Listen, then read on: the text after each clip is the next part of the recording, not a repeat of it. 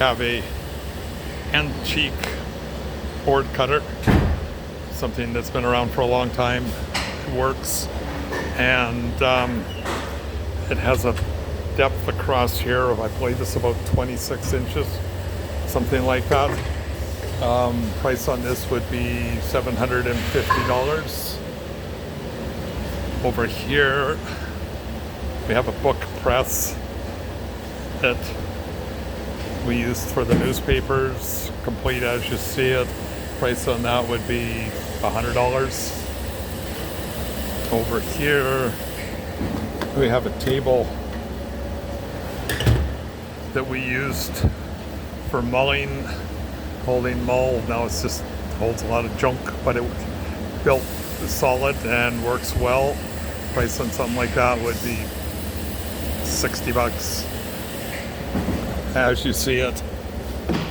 Over here we have a rack that we use to put our spines in for the spine, for the cover of the books. Something like this, again as you see it with the materials in it, would be $90. This machine is an older version of a R&B Robinson Bendware from Rounder backer. It still works.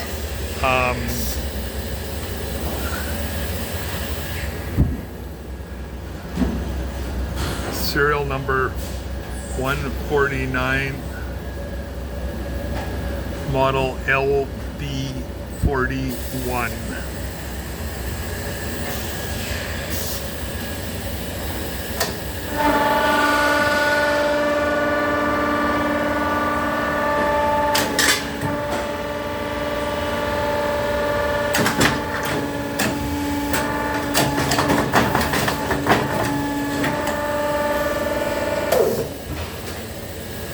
Over here we have an old edge gluing machine, $25.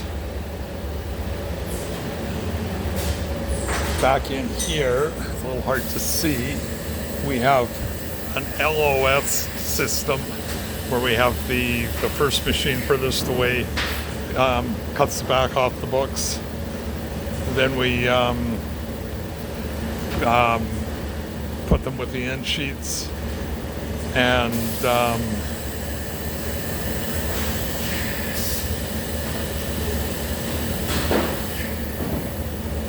Michael, split them in half, put them in and cut them. You don't have to piss around doing all of that. Ow. So something like this still works. We use it every day. All of these books that we've got back here, we're just done with it.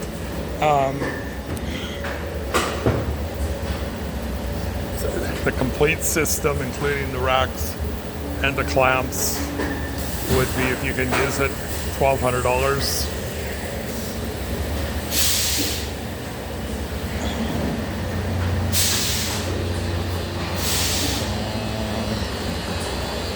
Over here we have a machine to take foil, cut it to length, something like that. Works. Price for that would be $100. Back in the corner we have a round cornering machine. Carl Franklin. It's a European machine. It's actually built really well. There's different sizes of corners to it. Price for something like that would be $250. I plugged it in. I didn't get it to go. I didn't tinker with it at all. I believe it was working when I bought it. Also have a shrink wrap machine that we've used for years, something like this, $200 if it would work.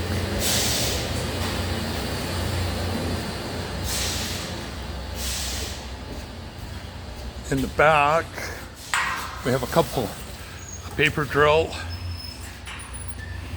It works. I've used it, complete with lots of drill bits. Something like that would be 75 bucks. This one's for putting grommets or eyelets in, 50 bucks.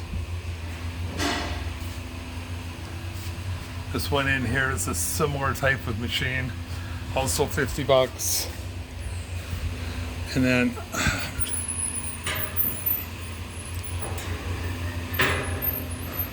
up top, we have got, and this is an antique clamp that you can use when you're fan binding books. Weighs a ton. And something like this would be $500. We have a core of a Versamatic paster. There are a bunch of parts around here strewn in a couple different places. There may be enough stuff to hang one of these together. To me, this is more about the scrap or the core of it if somebody was going to get it rebuilt. Something like that. It's probably $500 at least of brass in it. It's heavy and a good part of it is solid brass.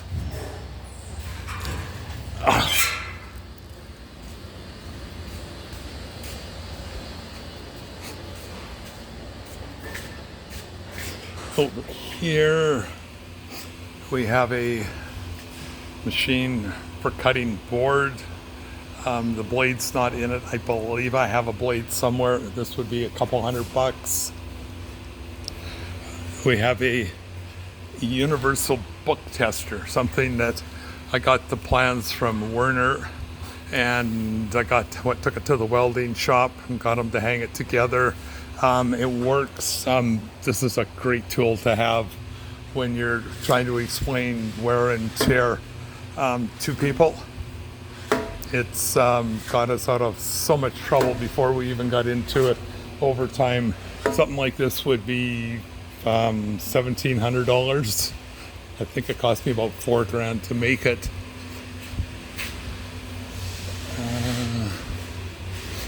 And back here,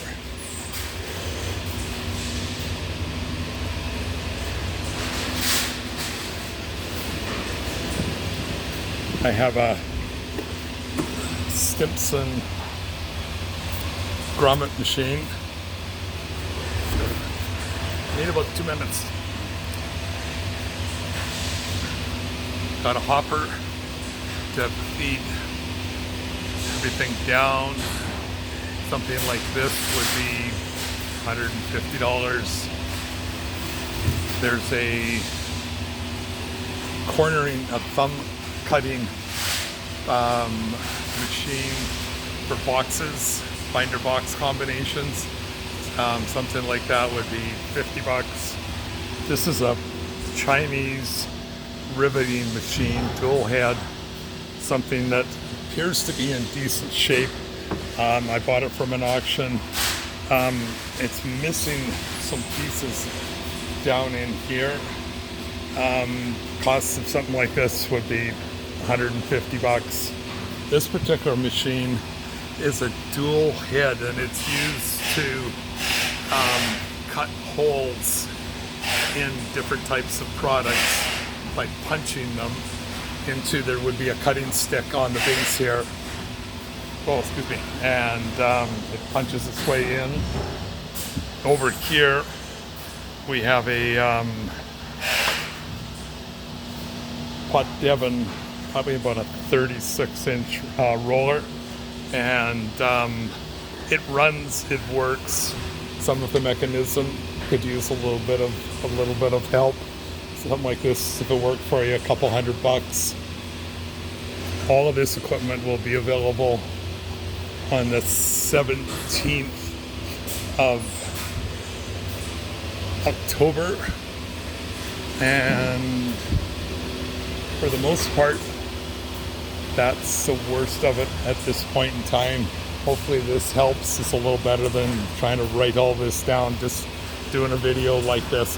Oh, I'm not sure if I mentioned, we have numerous book carts like what you see in front of you. The sides are 3/4 inch plywood. The back of them is 1/4 inch, 5/16. The bottom and the shelf are also 3/4 inch. Some of them have 4 swiveling casters. Some of them have swivel on one end, solid on the other end. Those would be $50 if you wanted a bunch of them. They'd be $40 each. And we also have a number of large carts like this that are about 4.5 feet by about 20 inches deep. Again, the shelf and the sides of them are in 3/4 inch plywood, built solid, built very well. Those would be $100 each. There's about 4 or 5 of the big ones.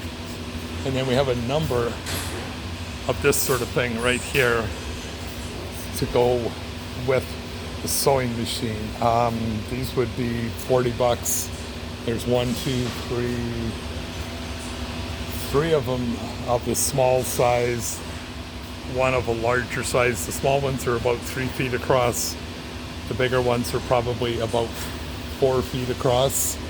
And we will have numerous tables, 4x8 tables we use in our checkout area. We have some Costco shelving that those $50.